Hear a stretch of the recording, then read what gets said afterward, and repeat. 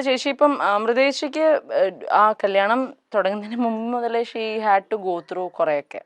ആദ്യ കല്യാണം കഴിഞ്ഞ് ഇമ്മീഡിയറ്റ്ലി അപ്പം മുതൽ ഒരു പ്രശ്നങ്ങൾ പയ്യാണ് തുടങ്ങാന്ന് നമ്മൾ ജനറലി പറഞ്ഞൊക്കെ കേട്ടിട്ടുണ്ടല്ലോ കല്യാണത്തിൽ. പക്ഷെ അങ്ങനെയായിരുന്നു ചേച്ചിക്ക് തുടക്കം മുതലേ. ചേച്ചി ഭയങ്കര അട്രോസിറ്റീസിലൂടെയാണ് ഭയങ്കര പീഡനങ്ങളിലൂടെയാണ് പുള്ളിക്കാരി കടന്നുകൊണ്ടുപോയത്.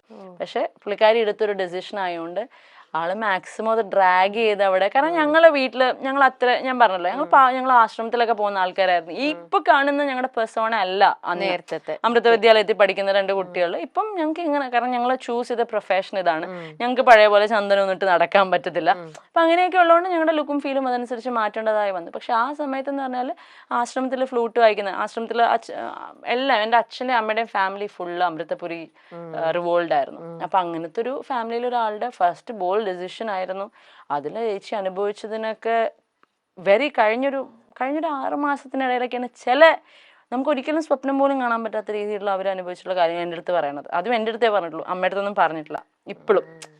മനസ്സിലായി? അപ്പോൾ ആ ഒരു ഡിസിഷൻ ആയതുകൊണ്ടാണ് അത് ഒരുപാട് ഡ്രാഗ് ചെയ്തത്. പക്ഷെ അതാണ് എനിക്ക് എല്ലാവരോടും പറയാനുള്ളത്. നമുക്കൊരു സ്ഥലത്ത് പറ്റുന്നില്ല എന്ന് കണ്ട ആ സമയത്ത് ചിലപ്പോൾ എല്ലാവരും നമ്മുടെ അഗേൻസ്റ്റ് നിൽക്കുമായിരിക്കും. പക്ഷെ നമുക്ക് നമ്മുടെ കയ്യിൽ നിന്ന് കാര്യങ്ങൾ പോകുന്നതിന് മുമ്പ് അവിടെ നിന്ന് വിടുക. അല്ലാന്നുണ്ടെങ്കിൽ ഒരുപാട് കഴിയുമ്പോൾ നമുക്കത് ആർക്കും പറഞ്ഞ് കൺവിൻസ് ചെയ്യാൻ പറ്റില്ല, കേൾക്കേണ്ടി വരും. That's all. So what you said is like pretty right. അമൃതേച്ചിക്ക് ആ ഒരു ഇതുണ്ടായിരുന്നു. പക്ഷെ പിന്നെ ഞങ്ങളുടെ അച്ഛനും അമ്മയും ഭയങ്കര പാവ ആൾക്കാരായിരുന്നു. അപ്പം അവർ പറയും കുഴപ്പമില്ല, ഞങ്ങൾക്കറിയാലോ ഞങ്ങളുടെ മോൾക്ക് ഇങ്ങനെ തെറ്റ് പറ്റാനുള്ള, ഞങ്ങൾ എങ്ങനെ വളർത്തിയോണ്ടായി. ഇപ്പൊ നിന്നെ ഞങ്ങൾ വേറെ കുറച്ചൊരു ബോൾഡൊക്കെ ആക്കി വളർത്തിയായിരുന്നു, നിനക്കിതൊന്നും പറ്റില്ലായിരുന്നു. നിന്നീ ഒരു പാവമായി പോയതുകൊണ്ടാണ് നിനക്കത് അനുഭവിക്കേണ്ട വന്നേന്നുള്ളത് പറയുന്നതാണ് ചേച്ചിയുടെ strength. So we are lucky that way. അല്ലെങ്കിലും അന്നത്തെ ഒരു ഏജില് അമൃതയ്ക്കും എത്ര മെച്യൂരിറ്റി ഉണ്ട്, വളരെ യങ് അല്ലേ. അപ്പോഴും നമ്മൾ ലൈഫിനെ എപ്പോഴും പോസിറ്റീവായിട്ടേ കാണൂ. ആരും നമുക്ക് ചീത്ത വരും എന്ന് എത്ര പാരന്റ്സ് കുറേയും കൂടെ എക്സ്പീരിയൻസ് വെച്ചിട്ടും അവരുടെ ഒരു മെച്യൂരിറ്റി ലെവലിൽ അവർ പറഞ്ഞാലും ആ ഒരു ഏജിൽ ഒരു ലേഡി ഒരിക്കലും എന്റെ ലൈഫിൽ ദേ ഇങ്ങനെ വരാൻ പോണൂന്ന് വിചാരിക്കുന്നതേ ഇല്ല. എനിക്ക് നല്ലതായിരിക്കും വരുന്നത്, ഒരു ട്രൂ ലവ് ആണ്, എന്റെ ലൈഫ് നല്ല രീതിയിൽ ടേക്ക് ഓഫ് ചെയ്യും ഇതാണെന്ന് വിചാരിക്കും. അങ്ങനെ വിചാരിച്ചിട്ട് അതിലേക്ക് സ്റ്റെപ്പ് ഓൺ ചെയ്യാണ്. പക്ഷേ അതവിടുന്ന് തെറ്റിപ്പോയി. അങ്ങനെ പറഞ്ഞ പോട്ട് എന്റെ സ്റ്റോറിയിലെ വില്ലൻ ചിലപ്പോ മറ്റൊരാൾക്ക് വില്ലൻ ആയിരിക്കണം എന്നില്ല കേട്ടോ. അവര് തമ്മിൽ ചേരായിരുന്ന കൊണ്ടാണ് അവരത് വർക്ക് ആവുന്നത്. മേ ബി പുള്ളിയാണെങ്കിലും അയാള് നല്ലതാണെന്ന് തോന്നുന്ന വേറെ ആൾക്കാരുണ്ടാവുമായിരിക്കാം. അതിനകത്ത് നമുക്കൊരു തെറ്റും പറയുന്നില്ല. ആള് ചെയ്യുന്ന നല്ലതൊക്കെ നല്ലതാന്ന് തന്നെ അപ്പോഴും പറയുന്നുള്ളൂ. പക്ഷെ എന്റെ ചേച്ചി സഫർ ചെയ്തത് അത് കേൾക്കുമ്പോ എനിക്ക് ഹീസ് എ വില്ലൻ ഓൺലി. അതായത് എനിക്കിപ്പോ എവിടെ ഇരുന്നോ ഞാൻ പറയും, ഐ ഡോണ്ട് കെയർ. ചിലത് നമ്മൾ ചേരില്ല, എന്നാ അതിലെ ഒന്ന് വേറെ ആൾക്കാരായിട്ട് അത് ചേരുവായിരിക്കാം. നമുക്കൊന്നും ചെയ്യാൻ പറ്റുന്ന കാര്യങ്ങളല്ല. അപ്പൊ അതിനകത്തൊക്കെ ഈ പറഞ്ഞ പോലെ നമ്മളൊന്ന് സക്സസ്ഫുൾ ആയ സ്ട്രോങ് ആയി ഒന്ന് ജീവിച്ച് കാണിച്ചിട്ട് നമ്മൾ എന്തെങ്കിലും പറഞ്ഞാൽ അത് കേൾക്കാൻ ആൾക്കാരുണ്ടാവും. അല്ലെങ്കിൽ നമ്മളിവിടെ കിടന്ന് വെറുതെ വിക്ടിം കാർഡ് കളിക്കണോ, പെണ്ണിന്റെ ഇത് പറയണോ, ചുമ്മാ അതാ. കാരണം വേറെ കുറെ കഥകൾ നമുക്ക് അറിയാവുന്നതാണ്, where women are villain. So നമ്മുടെ നാടാണെങ്കിലും കുറച്ചുകൂടെ ആണുങ്ങൾക്ക് ഒരു ഇതുള്ളതാണ്. അപ്പൊ ഇതൊക്കെ നമുക്കൊന്നും ചെയ്യാൻ പറ്റുന്ന കാര്യങ്ങളല്ല. പോട്ടെ, സമയം വരും. കീപ്പിംഗ് ക്വയറ്റ് അറ്റ് ടൈംസ് അത് ഭയങ്കര ഹെൽപ്ഫുൾ ആയിരിക്കും. പക്ഷെ എന്റെ ചേച്ചി മിണ്ടായിരുന്ന പോലെ മിണ്ടായിരുന്ന പറ്റില്ല. അതെ, പറ്റില്ല. അത് ആരും ഒരുപാട് വർഷത്തേക്കൊന്നും മിണ്ടായിരിക്കരുത്. ഒരു 10-20 മിനിറ്റ് ഒക്കെ മിണ്ടായിരിക്കും, എന്നിട്ട് മിണ്ടണം. പറയാൻ കേൾക്കാനുള്ളത് എന്താന്ന് വെച്ചാൽ കേട്ട് കൊടുത്തോളൂ. അമൃതയുടെയും നിങ്ങളുടെ ആ ഒരു റിയാലിറ്റി ഷോയിൽ വന്ന സമയത്ത്, അല്ലെങ്കിൽ അന്നത്തെ ആ ഒരു ഇതിലൊക്കെ ലൈഫ് മാറ്റിയതാണ് സുരേഷ് ചേട്ടൻ നിങ്ങളുടെ ലൈഫിലേക്ക് എൻ്റർ ചെയ്തപ്പോഴും. ആ ഒരു റിലേഷനെ കുറിച്ചും കൂടെ ഒന്ന് പറയൂ അഭി. ഇപ്പോ എങ്ങനെയാണ് നിങ്ങൾ എല്ലാവരും തമ്മിലുള്ള റിലേഷൻ? ആ ഒരു ഇത് പറയാനാണെങ്കിൽ ഇപ്പൊ സുരേഷ് അങ്കിളായിട്ടുള്ള നമ്മുടെ ഇതുവരെയും ഭയങ്കരമായിട്ട് സൈബർ ബുള്ളീഡ് ആയിട്ടുള്ള, അഗൈൻ ഈ പറഞ്ഞ പോലെ ഒരു 10 കമന്റുകളിൽ ഈ ഒരു സാധനം വരുമ്പോഴാണ് പയ്യ ആൾക്കാർ ഇത് അങ്ങനെ ആയിരുന്നല്ലോ എന്ന് ബാക്കി കമന്റ് ചെയ്യുക. അപ്പൊ സുരേഷ് അങ്കിളുടെ സീൻ എങ്ങനെയായിരുന്നു വെച്ചാൽ, സ്റ്റാർസിംഗിൾ ചേച്ചിയുടെ ഫസ്റ്റ് റൗണ്ടിൽ തന്നെ മൗനമേ എന്ന് പറയുന്ന പാട്ട് പാടിയ റൗണ്ടിൽ ചേച്ചി ഒരു പട്ടുപാടയും ബ്ലൗസ് ആയിരുന്നു. അപ്പൊ ചേച്ചി പാട്ടിനും പെർഫോമൻസിനും നമ്മൾ ഇട്ടിരിക്കുന്ന കോസ്റ്റ്യൂമിനും ഒക്കെ ആയിരുന്നു മാർക്ക്. ചേച്ചിയുടെ കോസ്റ്റ്യൂമിന് മാർക്ക് കുറഞ്ഞു, പെർഫോമൻസിന് ഫുള്ള് കിട്ടി. അന്നാണ് സുരേഷ് അങ്കിൾ ഏഷ്യനെറ്റിൽ വിളിച്ചിട്ട് പറയുന്നത്, ഇനി അമൃതയ്ക്ക് കോസ്റ്റ്യൂമിന്റെ കേസിൽ ഒരു പ്രശ്നം ഉണ്ടാവരുത്. ഇതാണ് അന്നുള്ള ബന്ധം. ഇന്നും രാധികാന്റിയായിട്ടും സുരേഷ് അങ്കിളായിട്ടും മക്കളായിട്ടും ഒക്കെ ഞങ്ങൾ ഇപ്പോഴും ലൈക്ക് ഫാമിലി. പറഞ്ഞ കൂട്ട് ചേച്ചി പറഞ്ഞ പോലെ ഒരു എക്സ്റ്റേണൽ സപ്പോർട്ട് ഒരു ഫാമിലിയുടെ ഭാഗത്ത് ഉണ്ടായിട്ടുണ്ടെങ്കിൽ ആ സുരേഷ് അങ്കിളുടെ ഫാമിലി എന്നാണ്. എൻറ്റയർ സ്റ്റാർ സിംഗറിലൂടെയാണ് അമൃത ആദ്യത്തെ ചുവടുവയ്പ് നടത്തുന്നത്. ആ സമയം തൊട്ട് തന്നെ നമുക്ക് അഭിരാമി സുരേഷിനെയും അറിയാം, അമൃതയുടെ സഹോദരിയായ അഭിരാമി സുരേഷിനെയും. ബാലയുമായുള്ള വിവാഹമൊക്കെ വലിയ രീതിയിൽ ആഘോഷിക്കപ്പെട്ടിരുന്നു. ബാല അമൃത ജോഡികൾ കുറേ നാൾ ഇന്റർവ്യൂസിലും പിന്നീട് ഇവരുടെ മകൾ പാപ്പു എത്തിയപ്പോൾ ആ കുഞ്ഞും ഇന്റർവ്യൂസിലും ഷോകളിലും അങ്ങനെയെല്ലാം നിറഞ്ഞു നിന്നിരുന്നു. പിന്നീട് വർഷങ്ങൾക്ക് ശേഷം നമ്മൾ അറിയുന്നത് അമൃതയും ബാലയും വേർപിരിയുന്നു എന്ന വാർത്തയാണ്. അന്ന് തുടങ്ങിയൊരു സൈബർ അറ്റാക്ക് നേരിടാൻ തുടങ്ങിയതാണ് അമൃത സുരേഷും ആ കുടുംബവും. മകളെ കാണിക്കുന്നില്ല, മകളെ മറച്ചു വെക്കുന്നു, മകളെ അച്ഛന് കൊടുക്കുന്നില്ല. അമൃത സുരേഷ് സ്വർണങ്ങളും സ്വത്തും, പാപ്പുവിന് ബാല 70 കോടിയോളം രൂപ കൊടുത്തു, ഇതെല്ലാം വെച്ച് ജീവിതം ആഘോഷിക്കുകയാണ് തുടങ്ങിയ നിരവധി വിമർശനങ്ങൾ. അമൃതയുടെയും അഭിരാമിയുടെയും ഒക്കെ പോസ്റ്റിന് കീഴിലൊക്കെ നോക്കിയാൽ എന്നും വിമർശനങ്ങൾ മാത്രമേ നമുക്ക് കാണാൻ പറ്റുമായിരുന്നുള്ളൂ. ഒരു വട്ടം എൻ്റെ അമ്മയൊക്കെ പറയും, ഒരു വട്ടം കള്ളനെ പിടിച്ചു കഴിഞ്ഞാൽ പിന്നെ എന്നും നീ കള്ളനാണ്. ആ കള്ളൻ എന്നുള്ള പേര് ഒരിക്കൽ വന്നു കഴിഞ്ഞാൽ പിന്നെ എത്ര നല്ല രീതിയിൽ ജീവിച്ചാലും അവൻ കള്ളനാന്നുള്ള പേര് വന്നോണ്ടേയിരിക്കും. അത് കട്ടോന്ന് മാറ്റർ അല്ല, ആ കട്ടിട്ടുണ്ടെങ്കിൽ കക്കാനുള്ള റീസൺ മാറ്റർ അല്ല, ഇതൊന്നും മാറ്റർ അല്ല. ആ പേര് വീണോ യു ആർ ഡൺ. എസ്പെഷ്യലി കള്ളൻ എന്നുള്ളതിന്റെ നമുക്ക് അതിന്റെ ഒരു ജെൻഡറും കൂടെ മാറ്റിയ കള്ളിയാണെങ്കിൽ യു ആർ ഡൺ. ഒരു പെണ്ണിനാണ് ഇത് പറ്റുന്നുണ്ടെങ്കിൽ, കാരണം അതിനകത്ത് ഇപ്പം നമുക്ക് ഈ പറഞ്ഞ പോലെ നമുക്ക് മാറ്റാൻ പറ്റുന്നതായിട്ടുള്ള കാര്യങ്ങളല്ല. ഇതൊരു പാട്രിയാർക്കൽ സൊസൈറ്റിയാണ്, ഇവിടെ ഇങ്ങനെയാണ്. നമ്മുടെ കേരളം അല്ലെങ്കിൽ ഇന്ത്യ കുറെ കൂടെ ഒരു മെയിൽ ഡോമിനൻസ് ഉള്ള സ്ഥലമാണ്. അപ്പം നമുക്കതിനെ വേണമെങ്കിൽ അറിഞ്ഞ് നമ്മുടേതായ ഒരു വഴി വെട്ടി വരാം, അല്ലാന്നുണ്ടെങ്കിൽ അതിനെ പൂർണ്ണമായിട്ടും അഗേൻസ്റ്റ് ആയി നിൽക്കുക, അല്ലെങ്കിൽ മനസ്സിലാക്കി നിൽക്കുക. അപ്പം നമ്മുടെ എവിടെയെന്ന് പറഞ്ഞാൽ being A woman, self earn ചെയ്ത് സെൽഫ് ഡിപ്പെൻഡൻ്റ് ആയി നിൽക്കുന്ന ഒരു പെണ്ണിന് ഇങ്ങനത്തെ ഒരു ടാഗൊക്കെ കിട്ടിക്കഴിഞ്ഞ് കഴിഞ്ഞാൽ അതിനകത്ത് നിന്ന് വരാനൊക്കെ ഭയങ്കര ബുദ്ധിമുട്ടാണ്.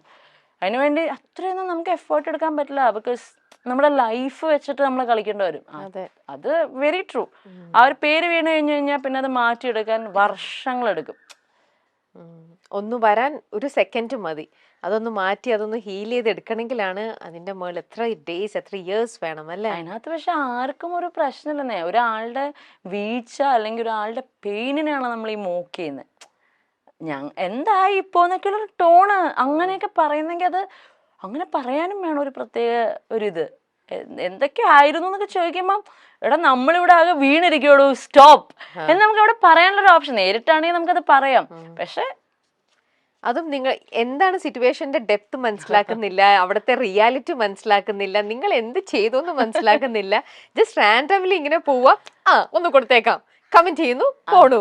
എന്താണെന്നൊന്നും അവിടെ അല്ലേ റിയാലിറ്റി മനസ്സിലാക്കാണ്ടാണ് പലരും കമന്റ് ചെയ്യണതും ഈ പറയണ പോലെ അറ്റാക്കിങ് ഒക്കെ. പിന്നെ ഞാൻ പറഞ്ഞില്ലേ ചേച്ചി, ഓരോ ആൾക്കാർക്ക് ഓരോ ലുക്ക് ഉണ്ട്, ഒരു വൈബ് ഉണ്ട്. ചിലർക്കൊക്കെ പറഞ്ഞോട്ട് ഭയങ്കര കള്ളന്മാരാണെങ്കിലും അവർക്ക് ഭയങ്കര പാവം ലുക്കായിരിക്കും. ഇനിയിപ്പോൾ അവരൊന്നും എക്സ്പ്ലെയിൻ ചെയ്തില്ലെങ്കിലും കുഴപ്പമൊന്നുമില്ല.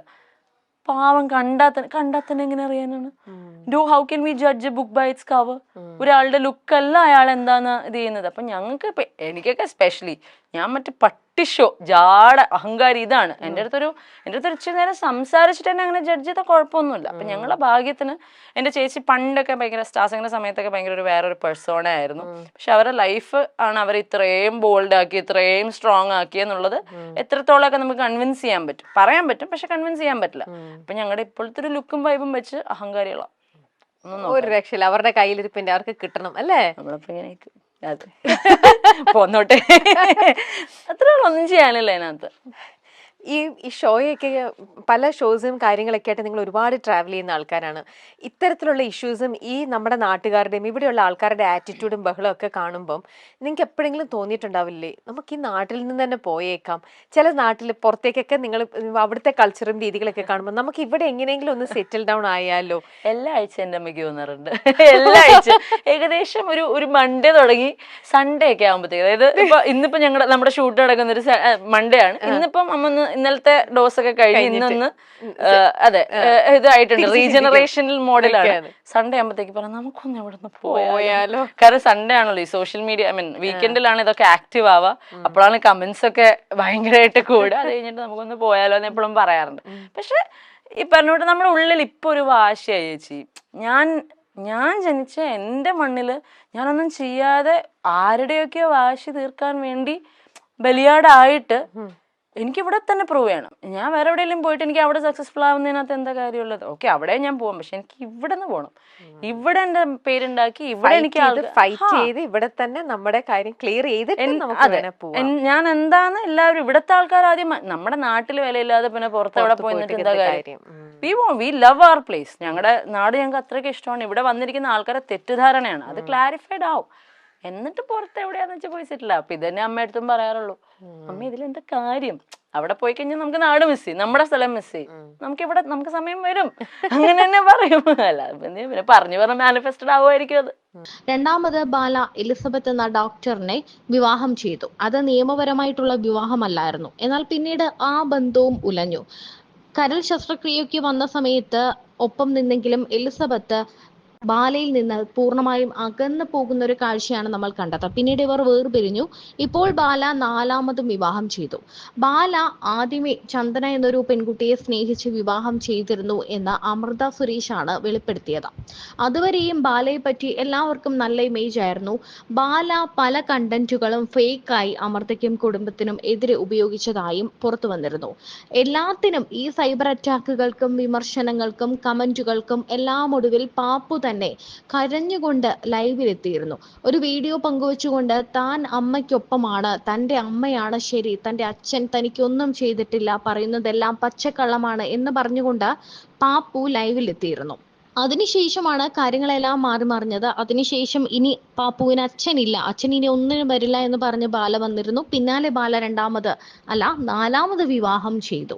ഡെഫിനറ്റ്ലി എൻ്റെ ക്ലോസർ സർക്കിളിലുള്ള ആർക്ക് എന്നെ പറ്റി ഒരു ചെറിയ തെറ്റിദ്ധാരണ വന്നാലും ഞാൻ അത് വിളിച്ച് സോൾവ് ചെയ്യുന്ന ആളാണ് മാക്സിമം.